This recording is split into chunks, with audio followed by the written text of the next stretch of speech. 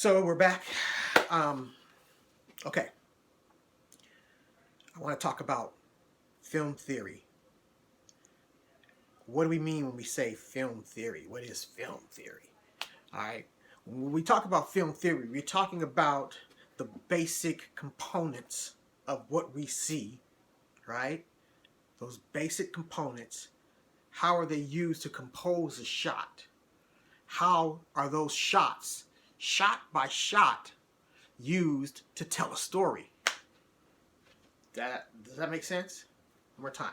When we talk about film theory, we talk about the basic subcomponents of visual elements, right?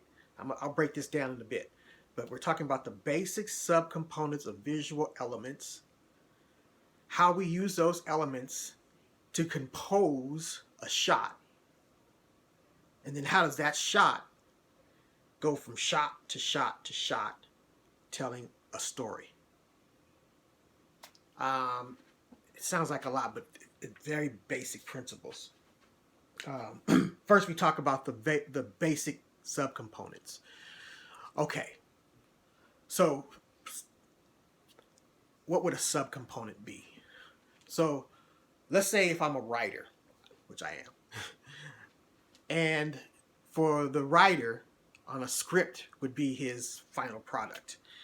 And in that script, he talks about character, right? Who the protagonist is.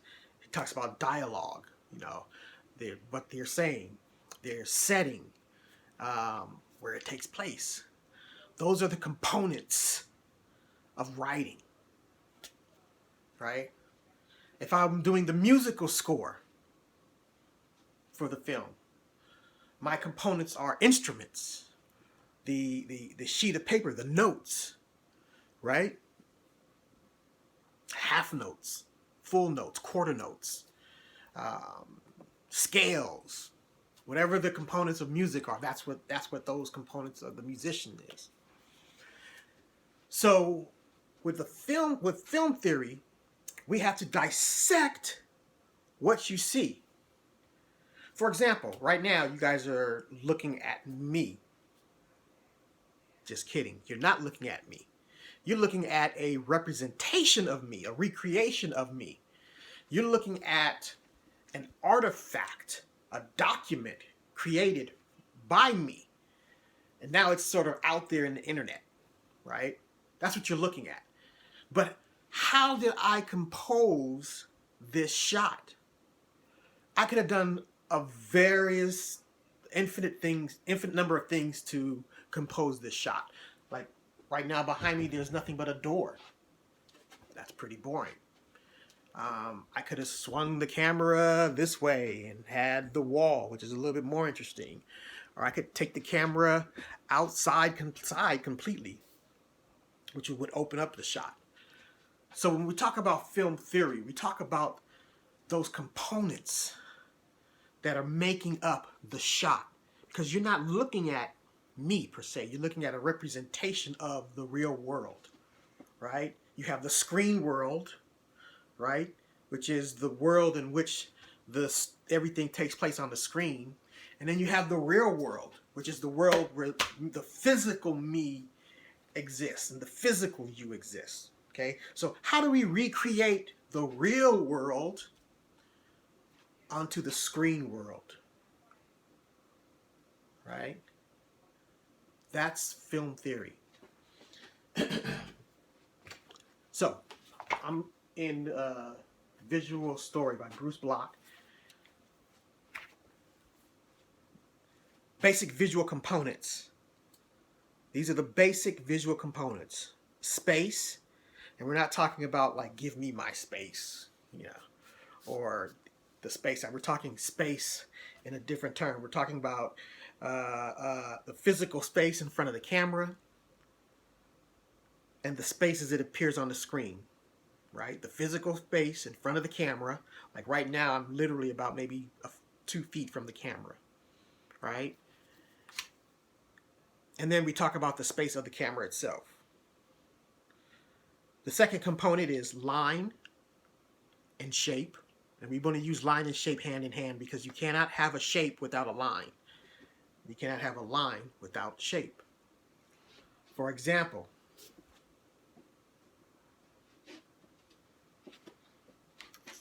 here's a teacup or a coffee cup, right?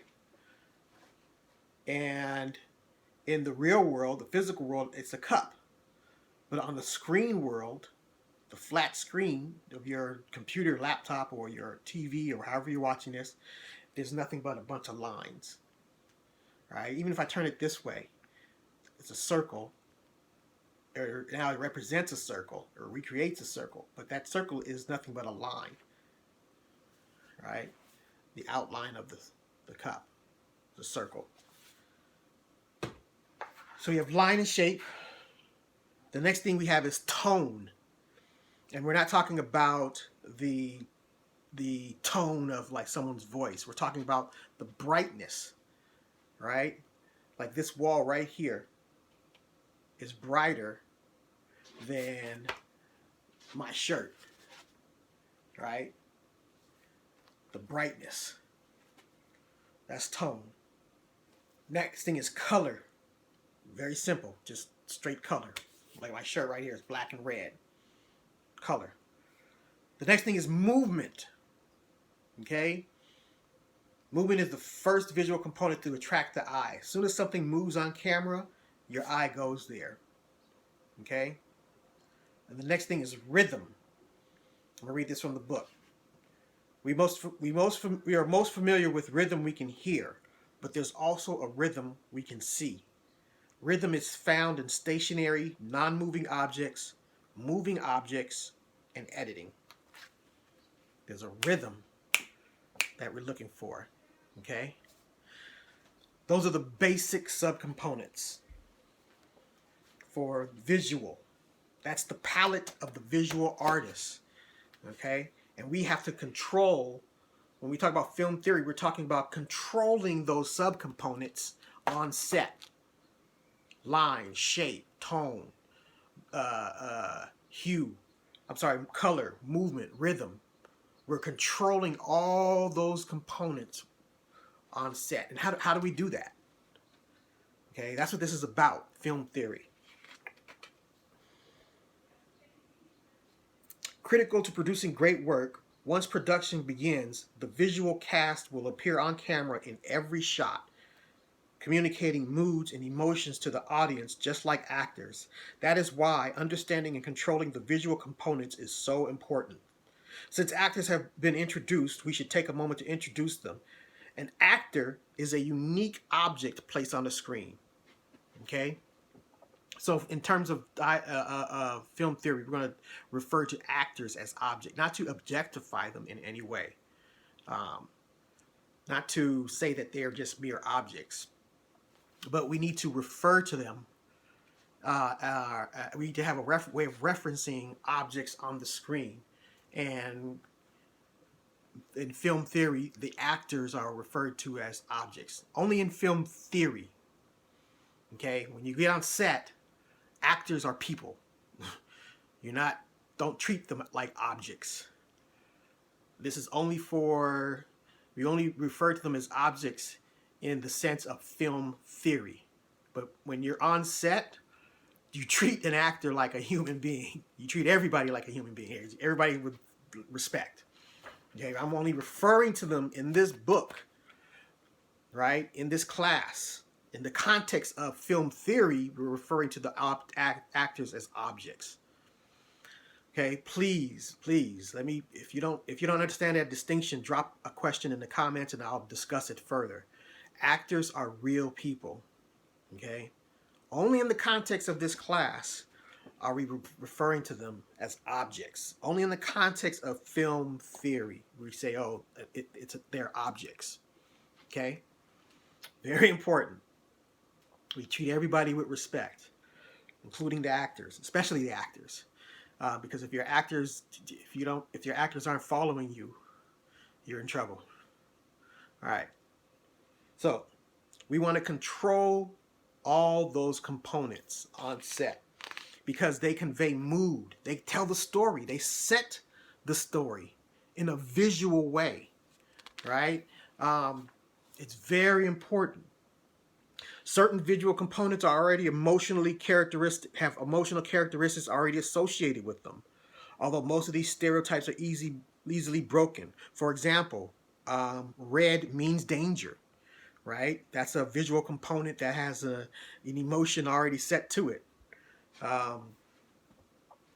There are even other certain like components that have meaning set to it. So, but those stereotypes can be easily broken. You can set it to whatever you want it to mean.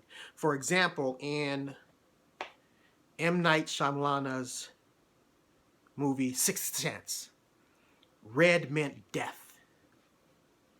There was a red doorknob, a red door that the dead people were behind. Anytime he saw someone, there was association with red. So he programmed it to where red meant death. So we can set these stereotypes in the mind of our audience using visual components.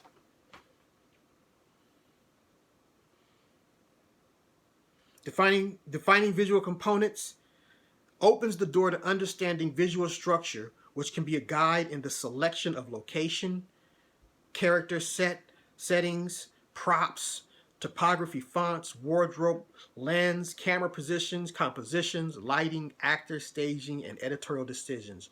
Understanding the visual components will answer questions about every visual aspect of your picture. Okay, so we talked about storyboarding.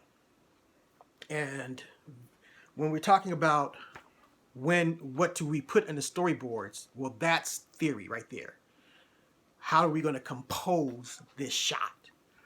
Because we have a script, right? Let's say we have a 110-page script ready to go. So now we have to visually marry a visual to those words, right? What do they look like in the mind of the director? What is he seeing? Now, the director benefits from using film theory because then he can tell a better story. There are certain ways that you can use these components of line, shape, tone, color, movement, rhythm to enhance the narrative, to make it a better visual story. Okay, that's what we're talking about. That's why we need to understand film theory as filmmakers. Okay, even if you're not a filmmaker, you know, when you understand film theory, you're going to understand a movie or a TV show or even an ad at a deeper level. You'll understand why they made those color selections, or you'll get a deeper understanding of the effort that they put in to tell a story. Okay? Because when they pay attention to film theory and these components, the final product is just much better. By far much better. You get classics. And we're going to watch some of those classics. Okay? So we need to have some terms to understand. Right? Some new ideas and new terminology. The first one is the screen. Okay? The screen refers to the two-dimensional screen where we watch pictures. The two-dimensional screen. Like your screen right now is flat. It only goes up and left and right. It cannot go into that third dimension, which is the dimension of depth. Okay? The screen is two-dimensional. Okay, the next term I already said is real world and screen world. You're in the real world. I'm right now in the screen world because I'm behind this screen. Right? The next thing is foreground, midground, background. Foreground is the objects closest to the camera. Background are the objects farthest away. Midground are the objects in between. Foreground, midground, and the far, far background. The picture plane. This book is the frame line surrounding anything in the visual world. These frame lines are called a picture plane. This is simply that square is a picture plane. The frame around your laptop screen, picture plane. When you go see artwork hanging in the museum and it's got a frame around it, that's the picture plane. Okay? The thin black line around your HD TV, that's the picture plane. So every image has that picture plane. Okay? The next is a visual progression. Okay? This concept is, this one takes, I say all these concepts are very basic, but this one takes a little better understanding. So a visual progression, I'm reading directly from the book here. Discussions about structures always lead to discussions about progressions. A progression begins as one thing and changes to something else. That's it. A progression begins as one thing and changes into something else. Music can make a progression from slow to fast, for example. And there are also visual progressions. The following visual progressions begins with something simple and changes to something complex. And I'm on page 6. So we have this image right here. Then that little dot changes to this image right here, the line. That line progresses to another image, which would be the square. And so on. And then that square would progress into a cube. Okay? That is a visual progression. It's an image that changes from one thing to the next thing, to the next thing, and to something else. Okay? So, when we talk about structure, what is the structure of a film? We're asking about the visual progression. How does this film, this movie, this work of art, right? This masterpiece, how does it progress visually? Shot by shot by shot by shot. That's a visual progression. Okay? So we need to know those terms. The screen, real world versus screen world. We need to know what the foreground, midground, and background is. We need to know what the picture plane is and the visual progression.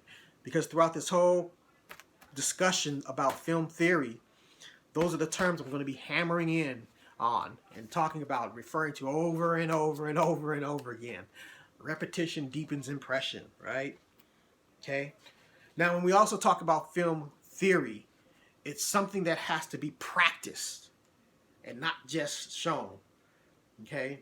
Because it's a visual medium. It's not something that we can just sort of say, oh, yes, the red is very hot. But until you see the shirt, the color red I'm talking about, you don't know. So it's something that's practiced. Don't worry about, if it sounds a little difficult, it's not. The concepts are very, very, very, very simple, like color. We remember learning about color back in grade school or whatever, elementary school. But now we just expand on those basic principles. That's all it does. It's an expansion on basic principles. Okay. The next big thing we need to understand is the concept of contrast and affinity. Contrast and affinity. And contrast and affinity is simply this. Contrast means different. Affinity means the same. Okay, remember that. Contrast means different. Affinity means the same. So, for example, we have two different shots. And we can compare one shot to the next shot. And we can look at those two shots and say, well, these two shots are the same. If they have components in the two shots that are similar, that are more similar, then we say there's an affinity between those two shots. They're the same. They're almost the same. When the two shots are different, there's a contrast. Okay? We can even say in one shot if there's an affinity or a contrast. Look at the shot that I have set up here. Let me step out of it. Now, there's an affinity of color because all the colors in this shot are the same. So within this one shot, there's an affinity of color. Does that make sense? If you don't understand the concept of affinity and contrast, drop me a question. This is important. This is the one you have to get. It's going to be on a quiz. It's going to be on a test, right? I'm going to talk about it a lot. Affinity and contrast. Affinity and contrast. You have to understand this one. All right? It's a very simple one. Affinity means same. Contrast means different. And it's the lens that what we talk to when we say about, it's the key to visual structure, to film theory. Okay? Here's an example of contrast using tone. Right? And he gives us this tonal bar here. So between here and here, there's a high contrast. But between, let's say, here and here, there's a low contrast. That's affinity of tone or contrast of tone. And here we have it in an image, a high contrast image. Okay? High contrast. So why is contrast and affinity important? Well, the greater the contrast, the more visually intense it is. The less the contrast, the less visually intense it is. So the higher the contrast, the more visually intense. The more the affinity, the less intense it is. Okay? So we go through these ups and downs and these moments of high contrast or low or affinity, pivoting in the movie in the same way that the writer pivots the movie on our emotions. I mean, think about that. We take our protagonist, our protagonist is having a great day, and then all of a sudden, boom, one day something happens, and it turns their life upside down. So we can use that moment, we can use a high contrast structure at that moment where his life is turned upside down to visually illustrate that. Does that make sense? So contrast equals greater visual intensity. Affinity is less visual intensity.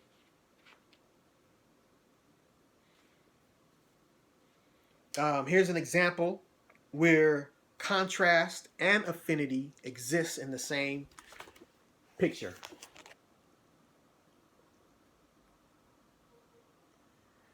We have contrast here, all these contrasting lines going zigzagging in circles, and then we have an affinity of tone here. Nothing there. Affinity of line, and they're both in the same picture plane.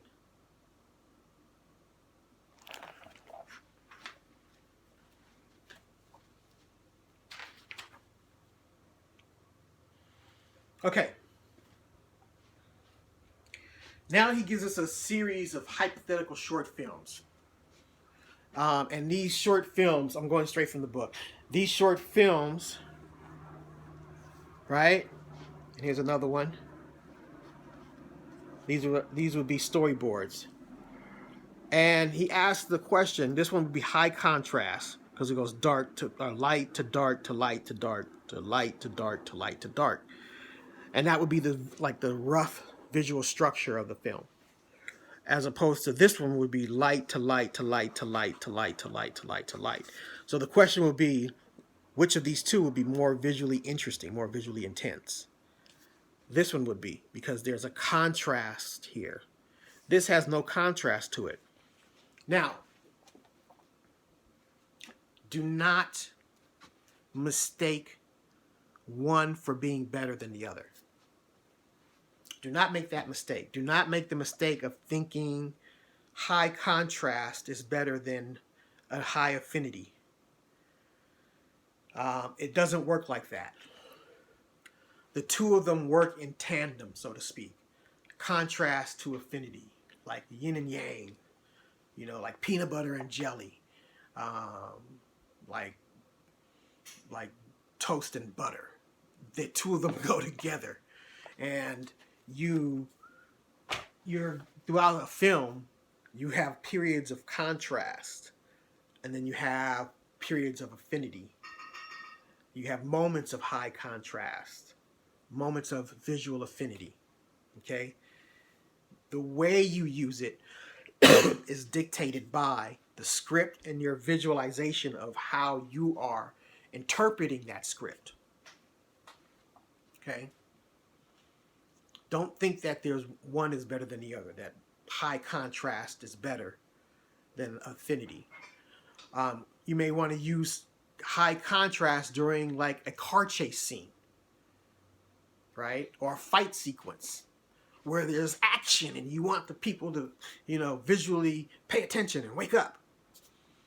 You might want to use an affinity during a love scene or during an important conversation, right? Where you want people to focus in on what's being said. It's completely up to how you want to use it. It's all a theory of practice. Remember, there's no right, no wrong on how you use this. Okay, so don't think that affinity or contrast is better than the other. Okay, it's all about how you want to use it to tell your story. I'm going to take a break right there, and then we're going to come back and I'm going to talk about space.